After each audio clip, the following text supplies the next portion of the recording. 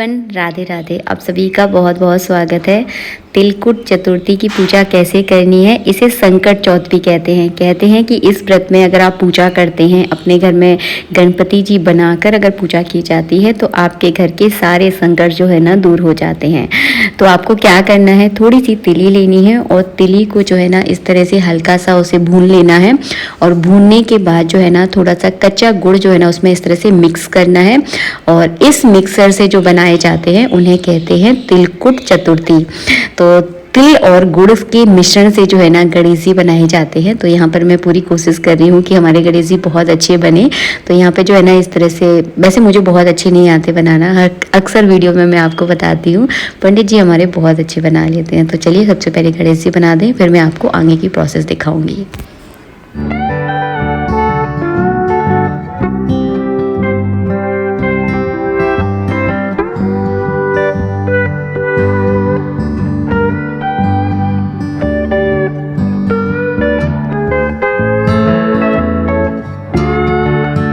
तो इस तरह से आपको तिलकुट चतुर्थी यानी संकट चौथ पर गणपति जी की स्थापना करनी है। देखिए हमारे गणपति जी बनकर तैयार हो गए हैं। इनको मैंने इस प्लेट में बनाया है। ऐसी ही प्लेट में आपको बनाना है ताकि आपको पूजा करने में बिल्कुल दिक्कत नहीं होगी। ये पूजा जो है ना शाम के समय आपको करनी है। जैसे सूर्यास्त होने लगता है ना तो उस समय जो है ना इस पूजा को किया जाता है। और संकट चौथ यानी तिलकुट चतुर्थी का व्रत भी किया जाता है। सुबह के समय आपको व्रत करना है और शाम के समय पूजा के बाद जो है ना भोजन कर लिया जाता है। तो आप पर जितना सामर्थ्य हो आपके शरीर में उस हिसाब से आप व्रत कर लें। और इस तरह से जो है ना आपको चौकी पटा बिछा लेना है। उसके ऊपर आपको पीले कलर का कपड़ा बिछाना है। चावलों से मैंने आसन दे दिया है। दीपक को मैंने प्रज्वलित कर लिया है। भगवान के दाहिनी ओर जो है ना दीपक प्रज्वलित किया जाता है। तो यहाँ पर देखिए पूजा का दीपक भी प्रज्वलित हो गया है। गणेश जी की अगर आपके पास तस्वीर है या भगवान गणपति जी की मूर्ति है अगर आपके पास, तो इस पूजा में आप ज़रूर विराजमान करें। और इसके बाद जो है ना इस पूजा में हम रखेंगे तिलकुट के बने हुए गणपति जी। इनको इस पूजा में ज़रूर रखा जाता है। हम देखिए हमारे यहाँ मध्य प्रदेश में जब पूजा होती है तिलकुट चतुर्थी या संकट चौथ की, तो उस वहाँ पर जो है ना तिल और गुड़ से ही गणेश जी जो है ना बनाकर पूजा की जाती है। तो मैंने यहाँ पे गौरी गणेश को भी विराजमान कर लिया है। और मेरे पास गणेश जी की तस्वीर भी थी तो उनको भी मैंने इस पूजा में विराजमान कर लिया है। पूजा करना बहुत ही सरल है। तो चलिए हम पूजा करना शुरू करते हैं। सबसे पहले आपको दीपक का पूजन करना है। तो चंदन चावल लेकर आप दीपक का पूजन कर दीजिए तो दीपक का पूजन हो जाएगा।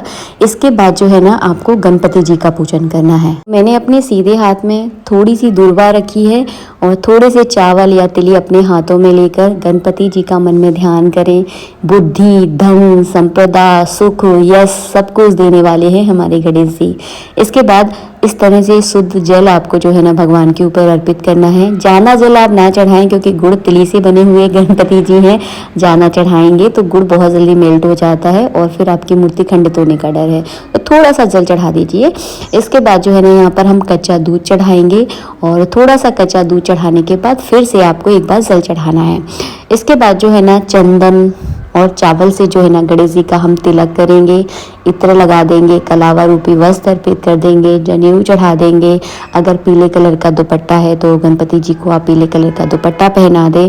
तस्वीर पर भी जो है ना हम कलावा रूपी वस्त्र अर्पित करेंगे। तो इस तरह से जो है ना गणेश जी का आपको पूजन करना है, जनेऊ चढ़ाना है। धूप दीप जो है ना गणपति जी को आपको दिखाना है। तो धूप दीप नैवेद्य से जो है ना गणपति जी का पूजन किया जाता है। इसके बाद जो है ना सिंदूर गणेश जी की पूजा में अवश्य रूप से हमें चढ़ाना चाहिए। गुलाल, अबरक, ये सारी चीज़ें जो है ना इस तरह से आपको गणपति जी पर लगानी है। तो यहाँ पर मैं इस तरह से जो है ना सबको गुलाल, सिंदूर, अबरक ये सबको जो है ना इस तरह से चढ़ा दूंगी। इसके बाद जो है ना आपको भोग लगाना है। और तो भोग लगाने से पहले हम गणेश जी को फूल चढ़ा देंगे। दुर्वा जरूर चढ़ाई जाती है। जहाँ गणपति जी की पूजा होती है वहाँ तो दुर्वा का नाम सबसे पहले आता है। तो इस तरह से दुर्वा चढ़ा दूंगी मैं। अगर आप माला लेकर आए हैं तो गणपति जी को आप माला पहना दें। इसके बाद जो है ना आपको कलश लेना है। आप तांबे का छोड़कर पीतल का, स्टील का या चांदी का जो है ना कोई भी कलश आप ले सकते हैं। तो इसको जो है ना आपको जल से भर देना है। इसी से जो है ना चंद्रमा को अर्घ दिया जाता है। और इस पात्र में आपको कच्चा दूध ज़रूर मिलाना है। तो कच्चे दूध से ही जो है ना चंद्रमा को अर्घ दिया जाता है। तो यहाँ में इसमें मैंने कच्चा दूध भी मिला दिया है और इसी से जो है ना रात के समय में चंद्रमा को अर्घ दूंगी। इसके बाद जो है ना आपको भोग लगाना है। तो वैसे गणपति जी की पूजा में 21 लड्डुओं का महत्व सबसे ज़्यादा है। तो घर पर ही आप गुड़ और तिली से छोटे छोटे से 21 लड्डू बनाकर गणपति जी का भोग लगाना है। इसके बाद आपको जो है ना थोड़े से तिल और गुड़ के लड्डू जो है ना इस तरह से बांस की डलिया के नीचे आपको रखना है। आपको इसमें 11 लड्डू रखने होते हैं और इस तरह से बांस की डलिया में आपको ढक देना है। इसको इसीलिए ढका जाता है कि हमारा जो बेटा होता है, हमारा जो पुत्र होता है, वो सुबह के समय इस डलिया को खोलता है और ये लड्डू सारे जो है ना प्रसाद के रूप में बांटे जाते हैं।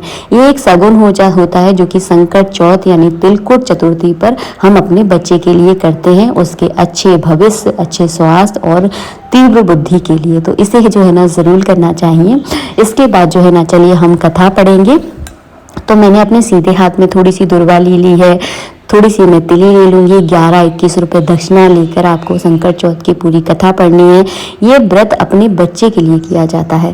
तो जिनको अगर संतान नहीं है तो संतान प्राप्ति के लिए भी जो है ना आप संकट चौथ यानी तिलकुट चतुर्थी का व्रत करें। हमारे जीवन में कभी कोई संकट ना आए, सारे संकट हमारे बच्चे के जीवन में से निकल जाएं, इसीलिए संकट चौथ का व्रत जो है ना किया जाता है। तो इस कलश से जो है ना मैं चंद्रमा को अर्घ दूंगी। कथा पूरी होने के बाद जो भी मेरे हाथ में सारा सामान था सब मैंने लोटे में डाल दिया है। पैसे आपको नहीं डालने, पैसों का आपको दान करना है।